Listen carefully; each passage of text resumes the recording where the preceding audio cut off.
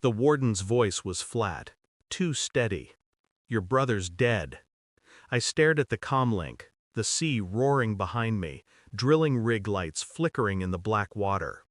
He continued, tone clipped. "We have it on camera. Your ex-wife's husband, the one in D block." He paused. "The gang leader." My grip tightened around the radio handle. He did it in front of everyone. No one stepped in.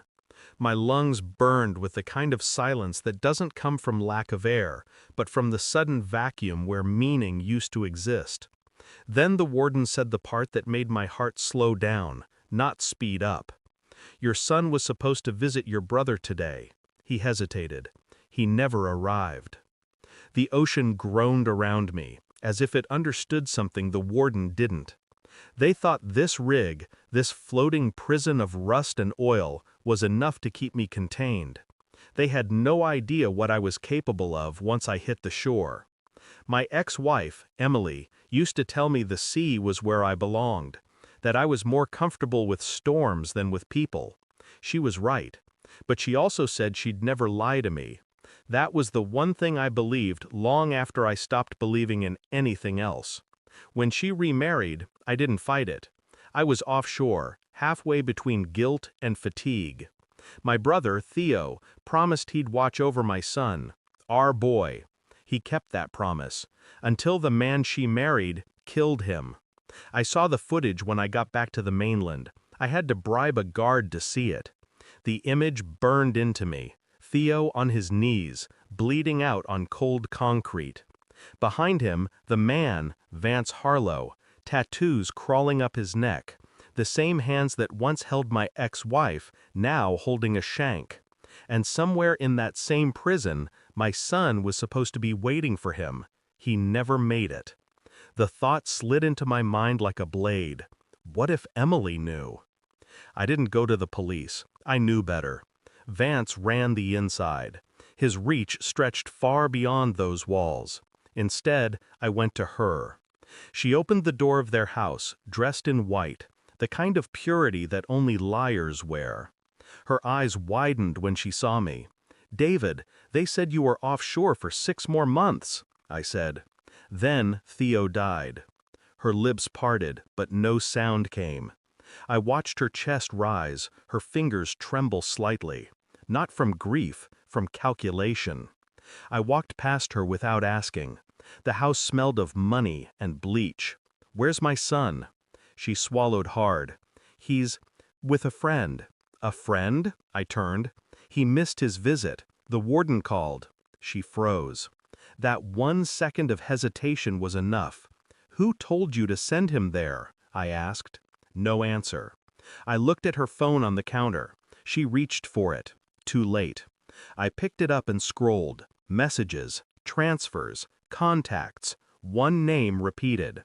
Warden Hensley. The same man who'd called me. That night, I drove back to the docks and made a call. The kind of call you can't undo. A friend from my old unit owed me favors. He got me into the warden's personal system. It took less than an hour to find what I needed. Video logs, call transcripts, visitor approvals. Emily had arranged my son's visit through Hensley. She'd sent Vance a coded message an hour before Theo was killed. "The boy's not coming. Change of plan." Theo wasn't the target. My son was. The man she married had ordered my brother's death because my son didn't show up. Emily knew the risk. She'd warned him. She just hadn't warned me. I didn't break into her house. I walked in through the front door. She was sitting at the table, eyes red from pretending to cry. I dropped a USB drive in front of her. "Play it." She hesitated, then did. The footage played, the text messages, the call, her own voice. Her hand flew to her mouth. "David, I didn't—" "You knew," I interrupted. "You knew what he was capable of." Tears welled up, but I'd seen better performances in interrogation rooms. "I was protecting him," she whispered. "From who?" I asked. "From me? From your guilt?" She broke then, sobbing, muttering things about threats, debts, survival. I let her talk until the air went dry between us. Then I said it quietly. Vance won't make it to trial. Her eyes snapped up. What, what did you do? I stepped back, hands steady. You made sure I'd never see my son again. Now I'm making sure he never sees his father's shadow. The news broke a week later. Vance Harlow found dead in his cell. No witnesses. No suspects.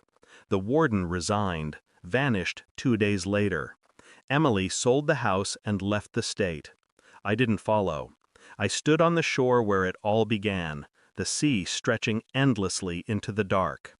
Theo's ashes were scattered there.